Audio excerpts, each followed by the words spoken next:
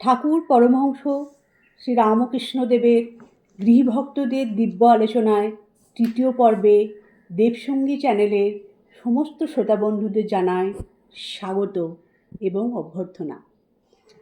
নবগোপালবাবুর জীবন আলোচনায় দেখেছি তার জীবন হয়ে উঠেছিল শ্রী রামকৃষ্ণময়। সংসারের সকল কর্মের মধ্যে থেকে কীভাবে ঈশ্বর কৃপা লাভ করা যায়, নবগোপালবাবু সে বিষয়ে সকলের সামনে একটি আদর্শ জীবন দর্শন স্থাপন করেছেন। সংসারের মধ্যে থেকে তিনি নিষ্কাম কর্মযোগের অভ্যাস করে গেছেন। তার একটি দাতব্য চিকিৎসালয় ছিল, সেখানে প্রতিদিন রোগীদের ওষুধ দিতেন এবং যতটা সম্ভব গরিবদের পথ্যের ব্যবস্থা করে দিতেন। এছাড়া তিনি প্রতিবেশীদের নিয়ে সন্ধ্যায় নিত্য ভজন করতেন এবং ঠাকুরের মহিমা, বাণী, ভাবধারা প্রচার করে সকলের মধ্যে শ্রীরামকৃষ্ণ প্রীতি জাগিয়ে দিতেন। এইসব ঠাকুরের কাজ তিনি প্রতিদিন নিয়ম করে জীবনের শেষ দিন পর্যন্ত আনন্দের সঙ্গে করে গেছেন। তাঁর সংস্পর্শে এসে বহু বিশিষ্ট ব্যক্তি যেমন ডাক্তার রামলাল ঘোষ, নগেন্দ্র ঘোষ, হারানবাবু প্রমুখ অনেকে শ্রীরামকৃষ্ণের ভক্ত হয়েছিলেন। শ্রীরামকৃষ্ণের প্রিয় ভক্ত নবগোপালবাবু 1909 খ্রিস্টাব্দের বৈশাখ মাসে 77 বছর বয়সে শ্রীরামকৃষ্ণ লোকে গমন করেন। তিনি তার মৃত্যুর সময় আগে থেকে জানতেন। মৃত্যুর কিছু সময় পূর্বে তিনি পরিবারের সকলকে কাছে ডেকে ও আশীর্বাদ করে বললেন, তোমরা দুঃখ করো না, দেহের নাশ আছেই, আমি কর্তা নই, ঠাকুরই কর্তা। আমরা তাঁর সন্তান, তিনি তোমাদের দেখবেন, তোমরা শোক ছেড়ে তার নাম করো, বলো জয় রামকৃষ্ণ। এরপর তিনি জয় রামকৃষ্ণ, জয় রামকৃষ্ণ ঠাকুরের এই নাম করতে করতে সজ্ঞানে শেষ নিঃশ্বাস ত্যাগ করলেন। দেখা গেল তার মুখ তখন এক দিব্য জ্যোতিতে উদ্ভাসিত, মৃত্যুকালে কালিমা তাতে নেই। নবগোপালবাবুর দেহ চলে যাওয়ার পরে নিস্তারিণী দেবী কীভাবে মঠের সাধুদের সেবা করতেন তারই কিছু আলোচনা আমরা এখানে দেখতে পাই। নিস্তারিণী দেবী গর্ভধারিণী মায়ের মতো শ্রীরামকৃষ্ণ সংঘের সন্ন্যাসীদের সেবা করতেন। অসুখের সময় তিনি তাদের গৃহে এনে সেবা করতেন। তাদের ওষুধ পথ্য ও সেবা দ্বারা শীঘ্রই তাদের সুস্থ করে তুলতেন। তার দেহত্যাগ সম্পর্কে একটা ঘটনা ঘোষ পরিবারের মধ্যে শোনা যায়। নিস্তারিণী দেবী তার নাতনি শ্যামসুন্দরবাবুর কন্যা ইলা দেবীকে খুব স্নেহ করতেন। কথা প্রসঙ্গে নিস্তারিণী দেবী ইলা দেবীকে বলেন, দেহত্যাগের পূর্বে তিনি তাকে আশীর্বাদ স্বরূপ একটি জিনিস দিয়ে যাবেন।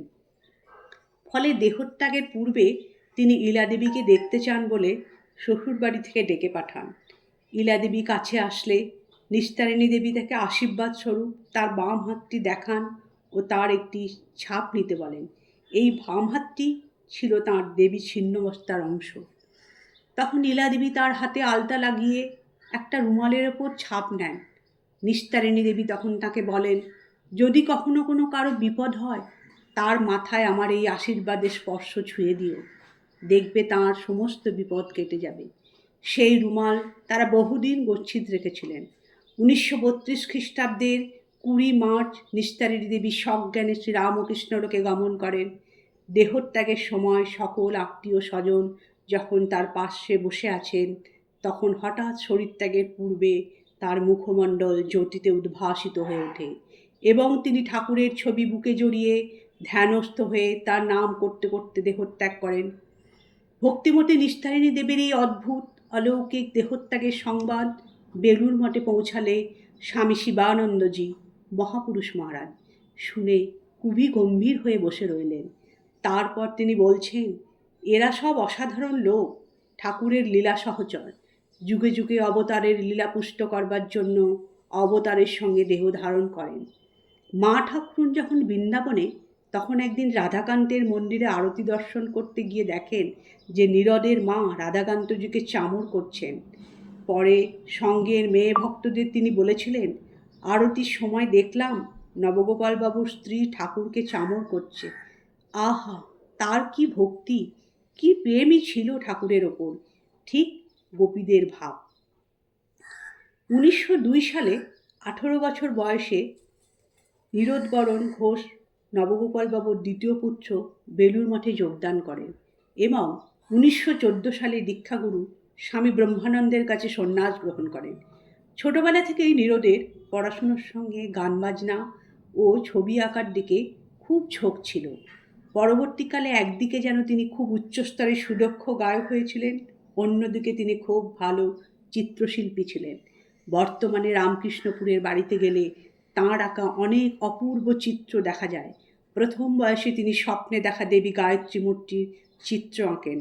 রামকৃষ্ণপুরের বাড়িতে একটি ঘর স্বামী অম্বিকানন্দের নামে সংরক্ষিত আছে। সেখানে তার ব্যবহৃত জিনিস ও আঁকা ছবি সংরক্ষিত আছে। ব্রহ্মানন্দজির কাছে তিনি খুব স্নেহ পেতেন, কারণ তার গান শুনে মহারাজজির ভাব সমাধি হতো। রাজা মহারাজের ইচ্ছায় মঠে রামনাম সংকীর্তন ও কালী কীর্তন শুরু হওয়ার পেছনে নীরদ মহারাজের অবদান ছিল। স্বামী ব্রহ্মানন্দজি যখন প্রথমবার দক্ষিণ দেশে গেলেন, তিনি ব্যাঙ্গালোরে রামনাম সংকীর্তন শুনে মুগ্ধ হন। তাঁর সাধ হলো বাংলাদেশেও ওই সুমধুর রামনাম প্রচার করেন।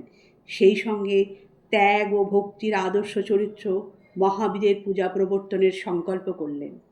রাজা মহারাজের আদেশে অম্বিকানন্দ রামনাম সংকীর্তন সংগ্রহ করে তাতে সুর সংযোগ করলেন ও অন্যান্য সাধু ব্রহ্মচারীদের তা শিখালেন। ফলে রামকৃষ্ণ মঠ মিশনে যে অপূর্ব রামনাম সংকীর্তন সঙ্গীত হয়ে থাকে, তার প্রবর্তক হলেন স্বামী অম্বিকানন্দ মহারাজ। কাশীতে এক কালী পুজোর রাতে সারা রাত পূজা, হোম, সঙ্গীত হয়ে চলল।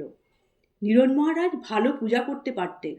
দুর্গা পূজা বা জগদ্ধাত্রী পূজায় তিনি তন্ত্রধারকের কাজ করতেন। স্বামী জ্যোতিষ্বরানন্দজি তার স্মৃতিকথায় লিখেছেন, পুরীতে রাজা মহারাজ আছেন, অটলবাবুর বাড়িতে জগদ্ধাত্রী পূজা, তিনি পূজারী, স্বামী তুরীয়ানন্দজি প্রধান তন্ত্রধারক এবং নীরদ মহারাজ সহকারী তন্ত্রধারক। 1927 খ্রিস্টাব্দে 4 মে দেখা যাচ্ছে দিল্লি শ্রীরামকৃষ্ণ আশ্রমের ভিত্তিপ্রস্তর স্থাপনের অনুষ্ঠানে নীরদ মহারাজ পূজা করছেন। স্বামী বাসুদেবানন্দজি বলছেন, নীরদ মহারাজের গানে রাজা মহারাজের ভাব সমাধি হতো। তিনি লিখছেন, রাজা মহারাজের একবার ভাব সমাধি দেখেছিলুম। পুরাতন মঠবাড়ির উত্তর পশ্চিমের ঘরে, অর্থাৎ যে ঘরে মহাপুরুষ মহারাজ থাকতেন, প্রায় দ্বীপ্রহরে নীরদ মহারাজ গাইছিলেন, ঢলিয়ে ঢলিয়ে কে আসে গলিত চিকুর, আসবো আবেশে, কালী কীর্তনের গান। দেখি মহারাজের চোখ দিয়ে অবিরল ধারা বইছে, পুলক কম্প, সমস্ত শরীর লাল কণ্টকিত।